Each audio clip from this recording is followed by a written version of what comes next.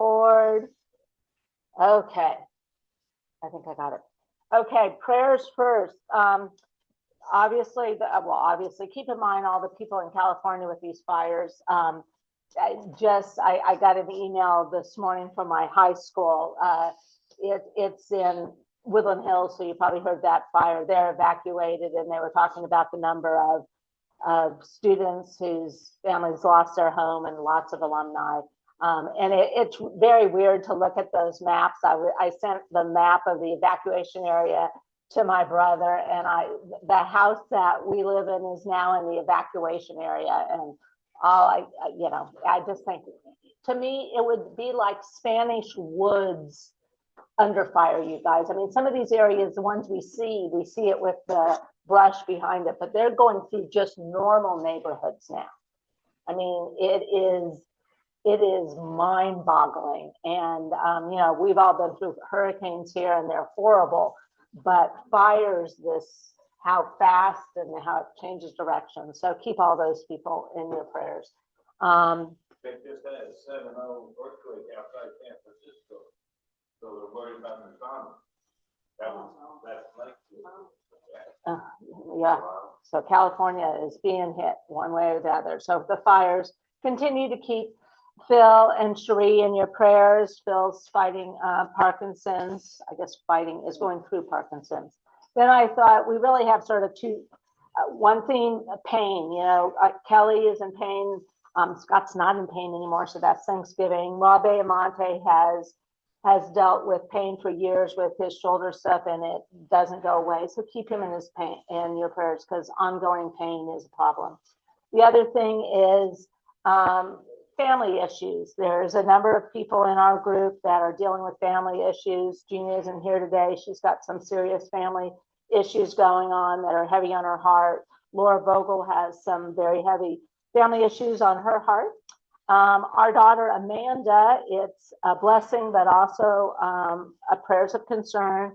She lost a baby last year after our son died, and she's pregnant again, and she's a wreck. She finds out on Tuesday, it has the first sonogram and the heartbeat, and she admits that even though she's trying to be at peace, she's not. So please lift her up in prayer.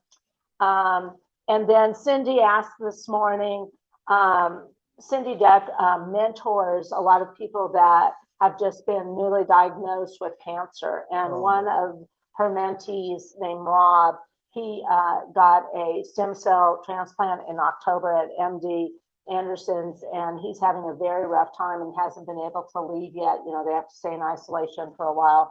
So keep both him and his wife Carol in your prayers.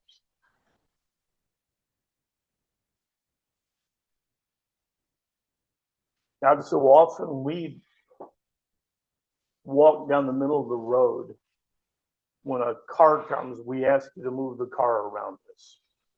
And when a car strikes, we rail at you and say, why did you let this happen? There are people who say there is no God because you let these things happen. I'm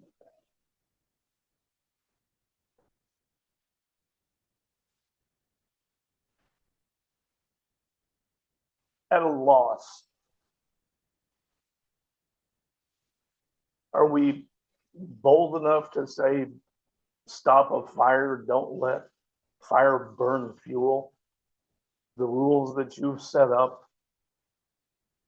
We do things and we put ourselves in the path. We go to doctors and forget that all they're doing is manipulating the rules, the place that you made. They aren't you. We place our faith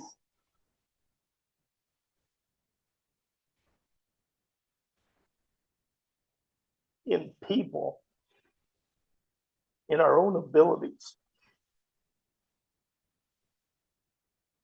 And yet we have these others. We have people who didn't do anything to put themselves in the path of diseases, in the path of conditions. And we are bold enough to ask for your comfort, for healing. for peace. These ones that are affected by all these things that we've mentioned. Help us to remember that part of our job is to be your hands, your feet, your voice, that we have a part in this. Be with these ones, but put it in our hearts to remember that you send people in our path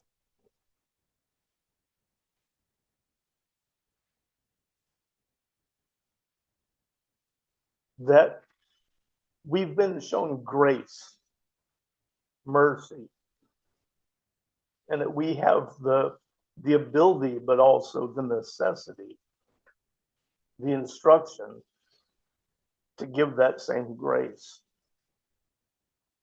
Help us in this study, especially as we look at things that are difficult sometimes, that have led people to conclude that it's a myth, and we know that's not true. Show us the way. Amen. And I did hit record, right? It is recording. Okay, it's recording. The other thing I did forget, one thing to lift up in prayer. Rob Ayamonte's father died last Sunday. I believe he was 90, and he loved taking drives, and he was driving. And the other blessing was Rob and Terry had just left that morning after visiting him in Albuquerque. Having said all that, always losing someone and a parent is difficult. And as they go through the next couple of weeks during the funeral and everything, keep them in your prayers. Pardon me? Sweet old man. Yes, very. It's sort of Happy New Year. We were going to start this week, and this is the book of Genesis. And we're a week late because we were looking at where the Bible came from. We thought that was important to do before we did this. I'm going to give you some basic facts on Genesis before I turn it over to Scott. First of all, the title Genesis is being translated from Greek. Now, we all remember from our Where Did the Bible Come From? The book, the Old Testament was written in Hebrew. And so the translation came from the Latin Vulgate when it was already translated to Greek. So if you go back to the title, when it was in Hebrew, Bereshit, and it means, literally, it means the head. It's the same word when they talk about the new year, that literally is the head of the year, but it's the first, the primary. The Latin word has to do with birth, with generation, but that's the way it begins. And the first words of Genesis in the beginning. It is a single word, and it is Bereshit. In the Hebrew, it's not called Genesis. That first book is Bereshit. It's the first, the beginning, the head. In the beginning. So I thought that was interesting.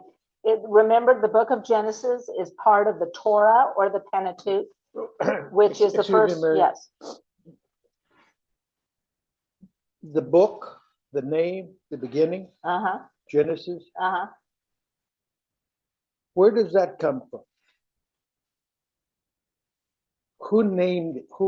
Where did that tradition come from? If you mean what person or what agency, I don't know. As Mary said, they translated the Hebrew into Greek and the Greek into Latin, and actually Genesis is a Latin root, and I should remember the word, but it has to do with birth, with beginnings. Who's responsible? They did not leave their name for me. I don't know. The Torah, but does it come from an oral tradition way before writing? We don't know. Well, I mean, Bereshit does. Bereshit is the Hebrew, but we know that the translation to Greek and that Greek into Latin happened No, that's all written. That all comes from written translation. So as part of the Torah or the Pentateuch, which is the first 5 books of the Bible, there are 50 chapters in the book of Genesis, and they're basically, most scholars divide the book of Genesis into 2 parts. The first part, which is chapters 1 through 11, are the creation, the fall, and the flood. Okay. And the second part of Genesis, chapters 12 through 50, are considered the ancestral history, and it's Abraham, Isaac, Jacob, and Joseph, their lives. Okay. When and who wrote it and when it was written? Scholars, some say it's Moses. We really don't know. And we really don't know when it was written. And there's a whole bunch of, there are a whole bunch of experts, and they all speak with such conviction about when it was written, how old it is, and they all disagree with each other because nobody publishes your book if you say the same thing somebody else did. So we don't know how old it is. We really don't know how far back it goes. It was written. And Virginia just asked that Bereshit means origins. No, Bereshit is head, prime, first, but the literal translation, it can be used as head. Like I said, the Hebrew New Year, the Jewish New Year, is literally the head of the year. And that's just the way people talk. We all have quirks. Okay, Scott, do you want to comment on the fear and avoidance to study the book of Genesis? So we've been doing work on this, and we read a lot of people, and there are people who still say that Genesis speaks of everything being created in 6 24-hour days. And some of them, like if you have the Jeremiah Study Bible, Which we do up here. his name is David Jeremiah. We listened to him this week, and he says, yep, 6 24-hour days. We're going to talk about it. But I know what part of this is there are people that are so afraid that if they condone saying we're going to pick and choose what we believe in the Bible and what we don't, everything just falls apart. And so they insist, we're going to talk about 6 24-hour days versus some other things. But I think at the heart of it, the reason is they don't want to lead anyone astray, and they don't want to say it's okay. But as I often go back to, Jesus referred to himself as the good shepherd. And we know that he didn't spend his time out on a hillside tending sheep. We know that that's figurative, and I don't think anybody would deny that. Why is it so hard to say we use figures of speech to make things kind of come alive for people? So we're gonna. This is a place where I suggest that you asked the question. That was my aha moment. All right. So 6 24-hour days. First, let me ask you, what is a day? Anybody what's a day? 24 hours? Where? A day is the length of time that it takes the earth to spin around one time. You agree? Yes. And an hour has no meaning except in terms of the earth. There are other planets that revolve much faster and some that revolve much slower. 24 hours is just how long it happens to take our earth. Well, what happens when it says in the beginning, and we know there was no earth? Or sun. What's 24 hours? It's arbitrary. What's a day? What's a day? An hour is only relative. So to say that before there was an earth, that God did, or ordained that what we see as 24 hours is how long it takes to do one segment of creation. Doesn't that seem kind of silly to you? One day, and it's unnecessary. It's not a matter of limiting what God can or can't do. It's just not necessary to look at it that way. That. It was amount, I'm looking at it now as an amount of time. It was an amount of time. And as you say, there's no such thing as time, but when they're discussing, you have to put it in a way that humans can understand it. And in a section of time, there was creation. The other thing, we might as well do it here. We'd have gotten to it sooner or later, but it fits here. You know that the Jews start their day at evening, at sunset, right? It goes from sunset to sunset. We technically start at midnight, don't we? I mean, I don't know anybody that thinks of it. Usually you think the day starts when you wake up, but they started at sunset. And as the evening comes on, they eat their meal, and the meal gives you nourishment, and then you sleep, and that gets you prepared for the next morning, for going out and attacking the day. And where we tend to say, well, you know, we slog through and we work and we do all these horrible things, and then we come in and we collapse at evening time, right? And sleep is sort of a way that we get over the exhaustion of the day. They didn't view it that way. They don't view it that way. Evening is, there's the time that prepares you for the next sunrise and the next daylight period. It's a different way of looking at life. And it's a kind of a good way of looking at life.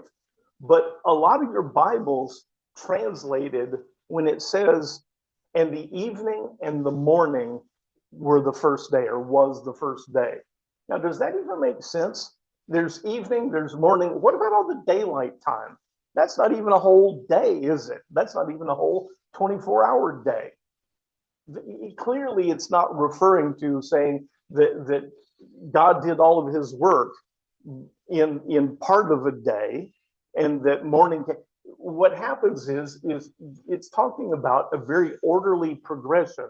And the way the Hebrew actually reads in that section, it says, and there was evening and there was morning the first day. There was this time of establishing, if not a short span of time for creation. And are you saying there might have been, and I'll tell you what I'm saying, Virginia, we're going to talk about it. But the point is that we get limited by words. And when we get a translation and we read things into it that it never intended to say, it doesn't say evening and morning, and that was a whole day, because evening and morning clearly do not even encompass 24 hours. There was evening and there was morning the first day. There was all of this preparation time that leads us into something new. And Gene, you've got something on your mind? Yes. Is there a purpose of why we're limited as human beings and in language, that we are trying to get our format to be followed by God? Well, why are these attacks, instead of listening to the very opening of Genesis and said, if you don't believe, you don't believe. I'm not going to be able to rationally convince you. We cannot rationally. I'm proposing some things, and I recognize that I may offend some people, but I always have to live with that. But there were, at a time, the church took the position that everything revolves around the earth. The sun revolves around the earth. And Giordano Bruno, he got killed. He got, I don't know what, impaled and burned, but he got killed.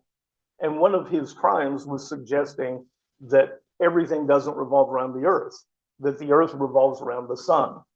And we tend to look at everything as if we're the center of everything. We're the center of the universe. That's just one sign of that.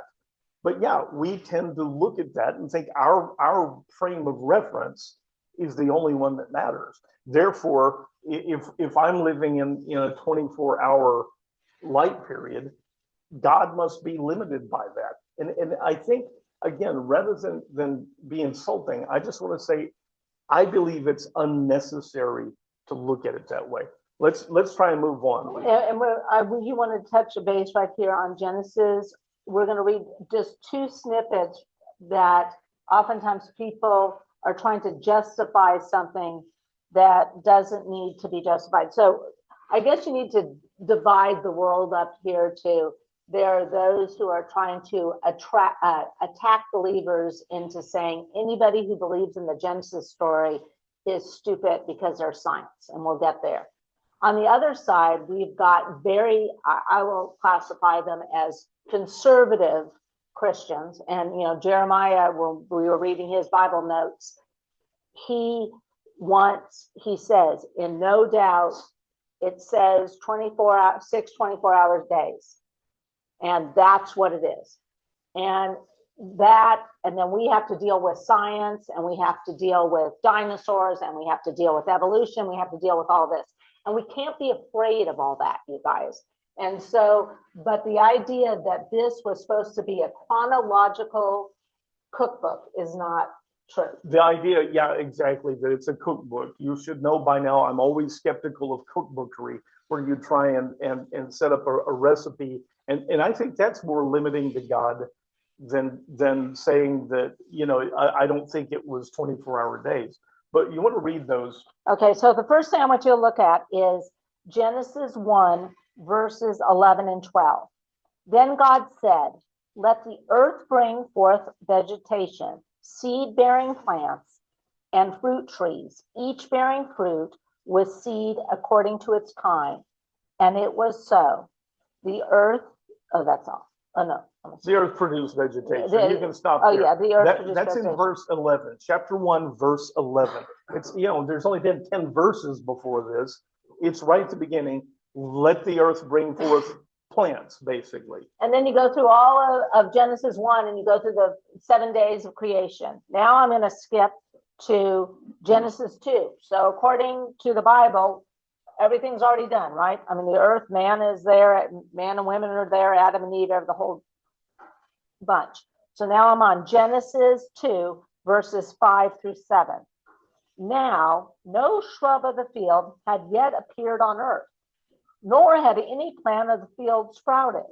For the Lord God had not yet sent rain upon the earth, and there was no man to cultivate the ground, but springs welled up from the earth and watered the whole surface of the ground. Then the Lord God formed man from the dust. Yeah. But the big thing that we wanted to show, that I really wanted to show, is that early in chapter 1, it says that he says, let the earth bring forth plants, right? And then you go through all the animals and man and the day of rest. And then in chapter 2, it says, now there were no plants on the earth. How is that possible? Well, because this was never, I don't believe, and I have to kind of keep saying that, I don't believe that this was intended as a precise chronology that you could do like you're watching a movie. This is telling a story of creation, that God made this place and made it orderly and made it good. And so it first tells about, sort of an overview, and then it goes back and talks about some of the, some more specific things, but it's not in order. You can see that, right? That first it says that he said, let the earth bring forth plants. And then later it says, and there were no plants yet. So something else must be going on here. And it's not it doesn't invalidate. In fact, to me, it's a beautiful thing that this is a story, an accounting of creation. When we studied Revelation, do you remember how John is having a revealing and he sees these locusts with armor and like an army? When things are revealed, oftentimes they're done in a way that makes sense to us. I have to say symbolic, they're representative. Why are we threatened by some of those things and not by others? Why are we not threatened by somebody saying that Jesus did not actually tend sheep? I don't think we should be. And I think what happens with this is we get trapped And then it begins to erode our faith because we go, well, it says that he created this stuff in one day. It doesn't say he created it in one 24-hour day. It just doesn't say it. And when it says the evening and the morning were the first day, that's not what it says. It says there was evening, and that is this preparation and generation time. There was evening and there was morning, and it all unfolds just like the day unfolds. The first day, the first period of creation. But 24 hours is a really almost selfish human trait of us saying everything is only important as it involves us. We're the center of everything. Yes. I'm sorry, Jack. I'm Jack. probably it. Hold on, it's not fair. I don't have a mic. I'm going to bring you one because the people at home, we've got enough people saying that it's hard when they can't hear. So it's no big deal, but let me bring it. Thank you.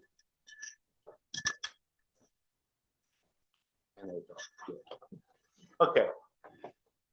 My hang up with this 24 hours this day is possibly the language. What was the original word for day? Maybe it was period of time. What's that, right? It is day. That's what the word is. But let me see. I ran across, I was looking at another word just yesterday. Where Well, that's another day. Yeah, there are words that can mean multiple things. And when you're dealing with Hebrew, you find out that there's sort of a theme. Just like I said that first, like New Year is the head of the year. It doesn't literally mean there's a head involved, but that same word can mean somebody's head, right? And we have words that are that way. The original word is day, but I ask you again, what is a day? What is a day when there was no earth and there was no sun? There's no 24 hours because there's no earth, spinning. What does that mean? I believe that this is inspired. Let me just preface this by saying I believe it absolutely, unequivocally, but I don't think that it's fair for us to read things into it that it's not intended to say. Some of the Right. Jewish Bibles or some of the reading attached to Jewish Bibles said that the Spirit of God was here way before he decided to create it. So now that's at a whole different. We're going to talk about that too. That's where we'll get to that, but you're absolutely right. We're gonna delve directly. Yes, Laura? I just had a question. Where's there a quote that says like to God a day is like 1,000 years and 1,000 years Oh, is a that's day? that That God transcends time? Is that? Laura's bringing up, there is a place, and it's a New Testament reference, and it says that a day, to God, a day is like 1,000 years. Let me point out that also doesn't mean it's 998, 999, 1,000 years. It is saying that God does not reckon time based on 24-hour days like we do. And that's a great, It's a great point. And I'm not trying to water down this story. If anything, I'm telling you point blank, I believe it absolutely, without question. What I'm trying to get across is that we tend to write our own stories sometimes, and we also get bound by versions that other people have created, and then we have to live with it. we have to you had a great quote this week. We have to justify something that it's not intended to say in the first place. That doesn't even try to say. It's not saying that, so we don't have to justify it. And it goes back to the concept of we had when we were studying where the Bible comes from. We believe strongly that as believers, we're still responsible to be educated on some of these things and not be afraid of it and not act like this is against science. And once we get there, I mean, we don't think we're not anti-science. We're not. Let's read down a few So, verses. Well, before we get there, I want to say what we hope to take away from the book of Genesis is three things, and we'll like repeat these every week so we don't get lost. That God created this world, this universe, that he did it in an orderly way, and it's amazing, and it is good, and that we should be amazed, and we shouldn't lose the amazement of this The wonder. and the wonder. Yes, Jane.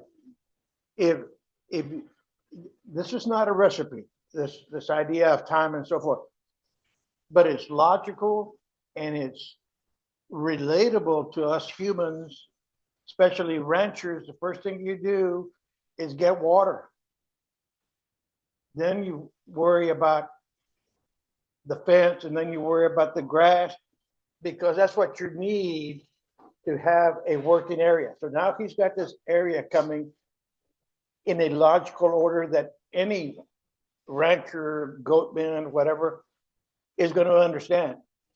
You're going to leave the tent and actually build a structure for more consistency and strength. But first, you got to survive. You got to get out of the sun. You got to get. Let's have water. read some verses, because we're gonna deal directly with some of those things. So Scott, Genesis I one- just want to say one last thing on my thoughts on this, because it's been around a long time. I'm not that concerned about it, because is there anybody here who doesn't think it could happen in the 24-hour period, 6 of them? God could do anything. So how it actually happened and the time frame is not that important. It's not, but I'm trying to jump one step beyond that, Jack. The idea of limiting what God can do, I think is absolutely not what I'm saying. What I'm trying to get across, and what I hope by the time we're done, people may start kind of looking at it a little differently, is that it just doesn't matter. 24 hours are not important, because, as I said, with no earth, there are no hours. There is no 24-hour days. None of it even applies to this. He created it, and I am utterly convinced. And with your indulgence, as we go through some of this, and maybe in the next couple of weeks, I'm going to bring you some of the scientific things, and I'm going to let you see that what we call science, people say, I don't believe in God, I believe in science, right? What we call science right now requires ultimate faith. Dark matter, their formula, their equations didn't add up. And so they said there's something called dark matter, and we can't see it, we can't measure it, we can't touch it. It passes through our body, it doesn't leave any marks, it's everywhere. Does that not sound suspiciously like what they complain about with God? You can't see him, you can't touch him, you can't measure him, you can't, he's everywhere, but we can't. And yet the idea that they're not taking something on faith, does that not disturb you? That appears to be the definition of faith. It is. And the other thing, though, the thing that religion gets hammered with is that we're dogmatic. Well, I'm going to tell you a little bit about dogma in science, things that may not be questioned. And the fact is, and I do a lot. I mean, I listen to a lot of physicists and astrophysicists and everything, and they start with the presumption there is no God and work from there. Well, it's dogma. You may not question, there's the one thing that may not be questioned. That's dogma, people. That's what they say religion does. Our science is a religion. It has all the aspects that people bash religion for, and I'm going to absolutely prove some of that to you over the next couple of weeks. I'm just going to bring you some short current events. But let's move with some verses. Let's move on. But can you see how charged this is for people? But the point is that it affects people's faith, because they say, I don't know how to deal with this. And these people bring up good points. Well, let's talk about it. Genesis 1, verse 1. In the beginning, God created the heavens and the earth. Now the earth was formless and void, and darkness was over the surface of the deep. And the Spirit of God was hovering over the surface of the waters. The deep, people always assume that means ocean. And there is no earth at this point. It talks about he creates and these things come into existence. There is darkness. It says everything was formless and void is that word literally often has to do with chaos. It has to do with nothingness. And that's exactly what it's saying. There is darkness, there is nothingness. And the Spirit of God hovering, and people read that, and we've heard preachers, ministers, scholars talk about as if there's already an earth and that God is somehow limited to hovering around this planet. Does that make sense to you? They're describing, and I believe that this is revealed to someone or to some people, but there's a point where there is nothingness, and yet God, the Spirit of God, is present. Now let's keep reading. I'm going to read John chapter. I'm going to go back to the Gospel of John, chapter 1 through 5. I just want you to listen to this as we read this. In the beginning. Bereshit, except this is the Greek version. In the beginning. In the beginning was the Word, and the Word was with God, and the Word was God. He was with God in the beginning. Through him all things were made, and without him nothing was made that has been made. In him was life, and that life was the light of men. And the light shines in the darkness, and the darkness has not overcome it. John begins his gospel with in the beginning. It's no accident. But now let's talk, because you know, I talk about words a lot. You have to understand what's being talked about. It says in the beginning was the Word. And people hear that and they go, what does that mean, the Word? What that says, what John actually wrote is, in the beginning was the Logos, or Logos, if you want to pronounce Greek right. The Greek philosophy had this belief that there was something they called logos. And if you notice the similarity, it's because it is the origin or the root of words like biology, cosmology, theology. It is the study of. But what they said was there is an underlying logic, an underlying order that ties all things together and makes them make sense. And if we could just study enough, we could then figure out what that underlying logic is and understand everything, right? Logos. John is writing to people who speak Greek, who know this. And what do? We teach in terms that people understand. And he says, you believe that there is this logos. And that word, that logos can also mean word. And somebody translated it as word because they say that we learn through words. But he says, you believe that there is this underlying logic, order that everything works by. And he says, you're right, there is. In the beginning was the Logos, and the Logos was with God, and the Logos was God. Through him, everything was created, and nothing was created that didn't come through him. And it says that in him was life, and that life was the light of the world. And what do we get in the beginning of Genesis? We're about to read, let there be light. But life and light become so important. And later in John, he actually comes right out and makes it very clear when he says this Logos is Christ, is Jesus, is the Son. But he says he was with God and he was God. And that's what we get told about Jesus being man and yet being God. Do you see? I'm trying to show that there's consistency through the Bible. And the final thing about that second verse, is it says the Spirit of God. So that concept of the Trinity started from I mean, it was, it's not Do I fully comprehend what that means. Trinity 3 in 1? I don't know. I don't. If there's somebody out there who does, they haven't been able to explain it to me. And yet I see evidence of it and I believe it certainly. Let's read the next verse. Genesis 1, verses 2 through 5. And God said, let there be light, and there was light. And God saw that the light was good, and he separated the light from Let's darkness. stop right there. Science has said there was a big bang, right?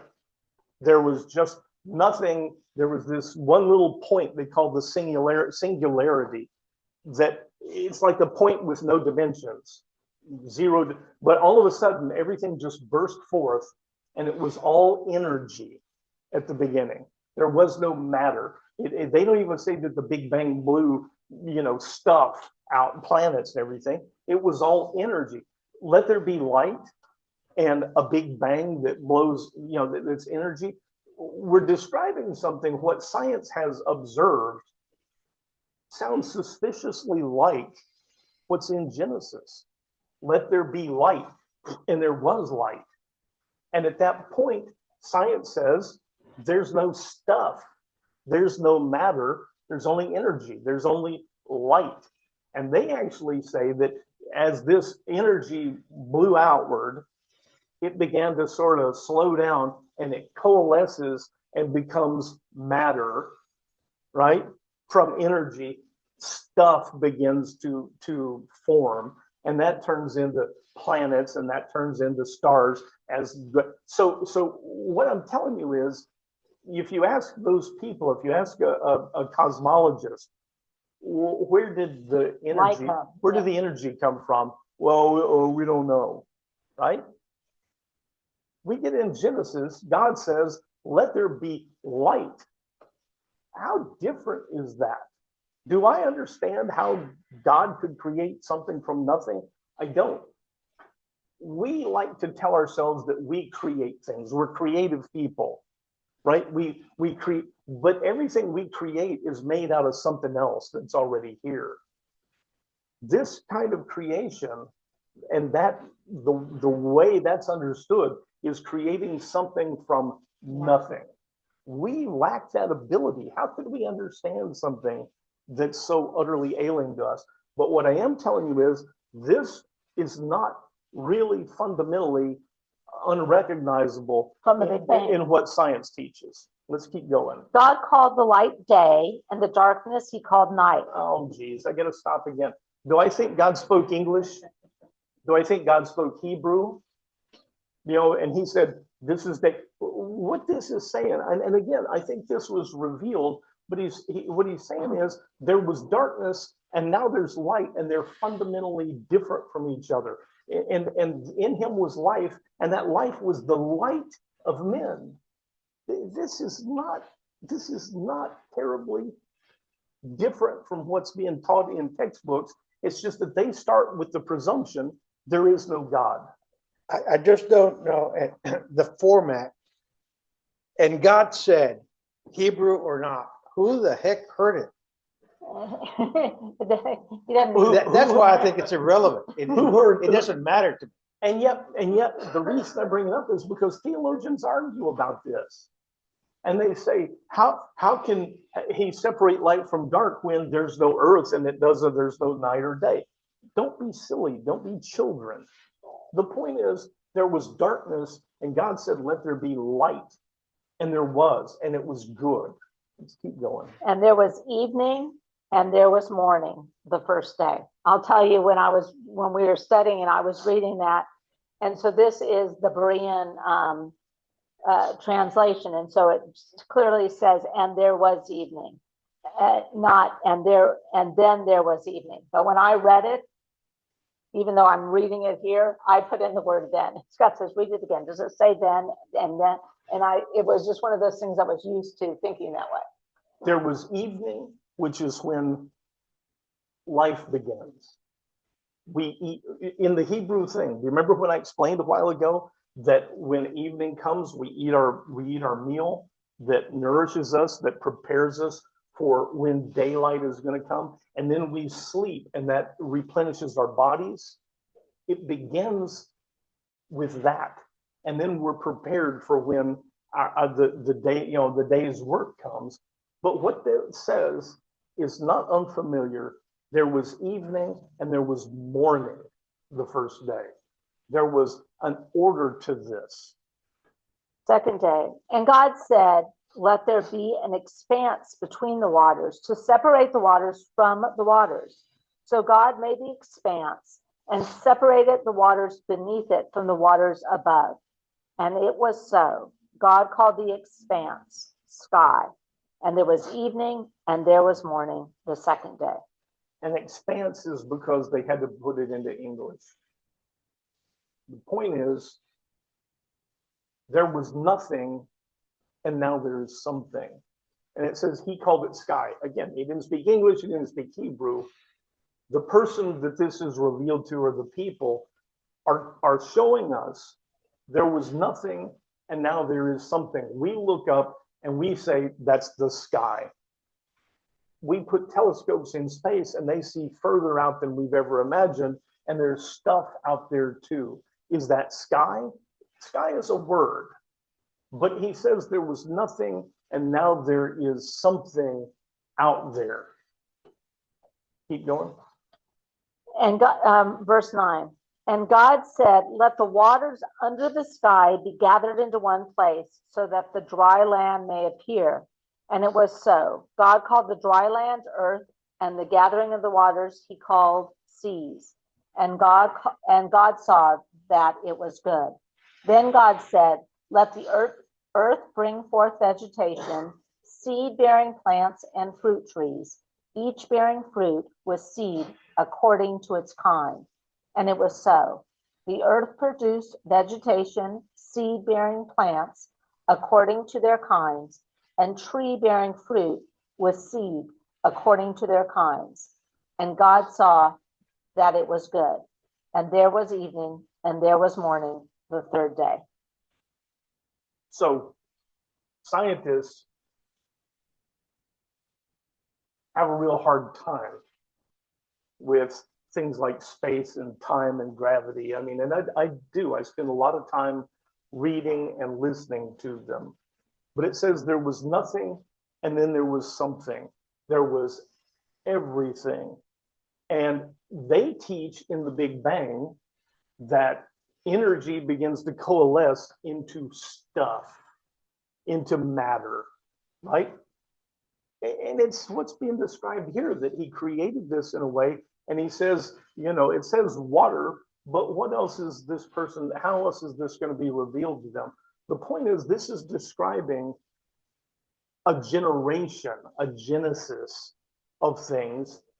And it reads so similarly to what the science books say right now, that what has happened is scientists observe. And they when they observe, they describe something that sounds suspiciously like what we have. Are either one of them precisely cookbook accurate? They're not. And I mentioned dark energy and dark matter.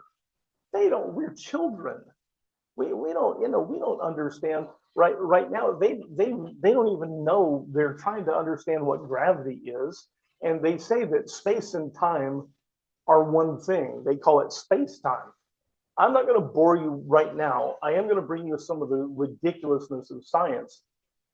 What I'm trying to get across is that the people who mock the Bible and mock Genesis, and what you have is a description of the Genesis, the beginning of everything, and it is what science has observed. The only difference is they start with the presumption that there is no God. If there is no God, therefore it must be something else. And let me tell you, one of the recent things that's come out, I'll mention a few of these, but one of the recent things that's come out from this James Webb telescope that's out in space is they have seen things so far away galaxies and stars, and they can't be there according to our scientific theory. They cannot be there and that well formed that far out. Because that would mean that they formed too early in the Big Bang. They can't explain how it's out there. And they literally recently have found some things that are so well formed and they're so far away that some scientists have come out and said, this stuff is not even part of our universe. This is another universe that has sort of collided with ours, and it came from there because they have no explanation for how it could be there according to their scientific theories and their mathematics. It doesn't work. And when they're stumped, the one thing they'll never go to is say that in the beginning, God created and it was. And I'm telling you truth here. I am not one of those people that'll go attacking science. I'm telling you what science is currently saying. And all I'm saying is this explanation that I believe was revealed works. And God said, let there be lights in the expanse of the sky to distinguish between the day and the night. And let them be the sign, and let them be signs to mark the seasons and days and years. And let them serve as lights in the expanse of the sky to shine upon the earth. And it was so. God made two great lights, the greater light to rule the day and the lesser light to rule the night. And he made the stars as well. God set these lights in the expanse of the sky to shine upon the earth, to preside over the day and the night, and to separate the light from the darkness. And God saw that it was good. And there was evening and there was morning, the fourth day. So the way the Big Bang, the science theory happens, I told you it's energy, and energy begins to slow down and sort of coalesce into stuff. Well, it takes an awful lot of stuff to make a star. Stars are really, really dense. And as the stuff gets, there's a whole lot of it, the gravity gets so much that it causes heat, and this thing bursts. And I'm simplifying, but that's the basics.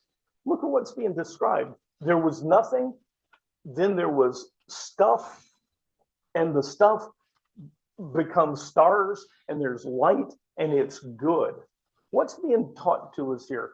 Does it say that in 24 Earth hours this happened? It doesn't say that. I don't know how long it was. I don't even care. The purpose in this is to tell us God is involved. God created this. How it was created, I don't know. Science didn't create it, though. Science observes. Scientists look, and it's just like I mentioned in my prayer, was that doctors, all they do is observe the natural order of things and say, hey, this is pretty cool. We can sort of manipulate this. But they didn't create the order. It works because it's good and it's orderly. And that's what's being described. And there was evening, there was morning, the fourth day. And we are at time, because the fifth day is going to take some while. The fifth day I'm going to give you, so start at the fifth day when you're studying, and we're going to look, when we talk about the fifth day, and that's when animals came to be, we're going to do some of the things that have always bugged me, because as I told Scott, I don't know about you, but I saw the Ascent of Man poster or piece of paper in my studies my whole life that we came from monkeys.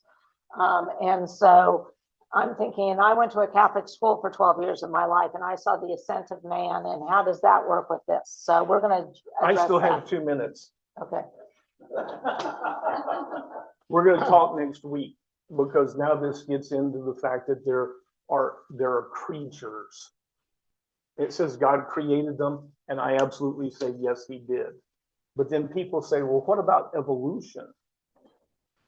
I'm going to describe one thing to you. We're going to come back to this next week.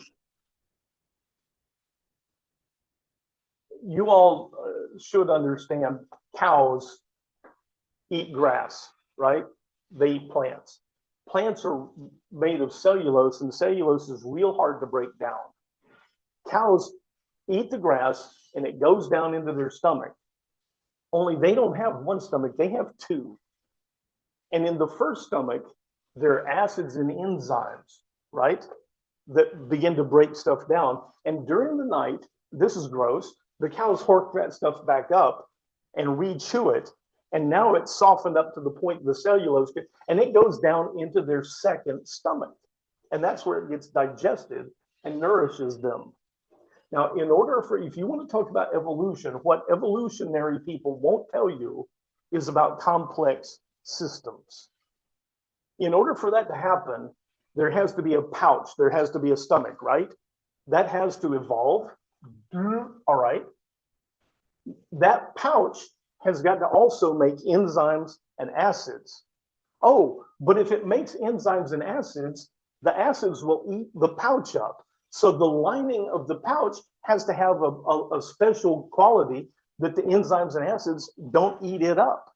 And then you have to have muscles that'll squeeze and hork that stuff back up during the night. And in order for that to happen, every single piece of that has to be in place. Because if you've got a pouch, that's diverticulitis, right? You get stuff down in there and it gets trapped and it rots and it makes you sick, you'll die. And if you first of all, you have to just suddenly spontaneously evolve the ability to make acids and enzymes, but you also at the same time have to evolve the lining, because if you don't, the creature will die. And oh, by the way, the little pouch has to have muscles, and if you don't get every single one of those all together, that animal dies. And yet it says that this just evolved. We're going to get to, I'll come back to this, but keep that in mind. You don't evolve complex systems because evolution depends on mutations. It would have to be all those mutations happening at once. And I've been through this with scientists, with evolutionary scientists. Believe me, this is, but let me mention one other thing. You ever watch a dog before they lay down turn in circles, right? And they seem to just know how to do that. How do they know to do that? We call it instinct, right? We call it instinct. Animals have certain things built in, and we call it instinct. Now, we know that every creature begins as a single cell, right? Every single one begins as a single cell. So when you, or when the dog was just one cell, where did the instinct live? Now, I got into this with an evolutionary scientist 30 years ago, and she just sat there because there is no explanation. DNA, we've mapped the genome. Where on the genome does the instinct live? Oops. They have no explanation for that. None.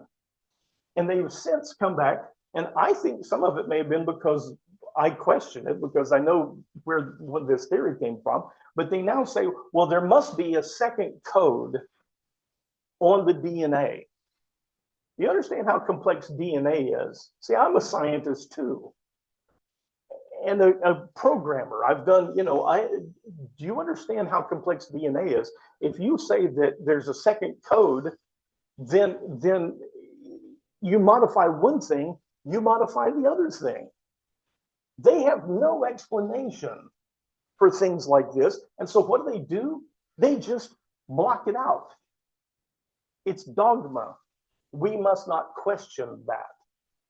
And so as we've said, part of the point of this is to maybe help you not be intimidated and embarrassed when the scientists come up and go, well, you're ignorant because you think that.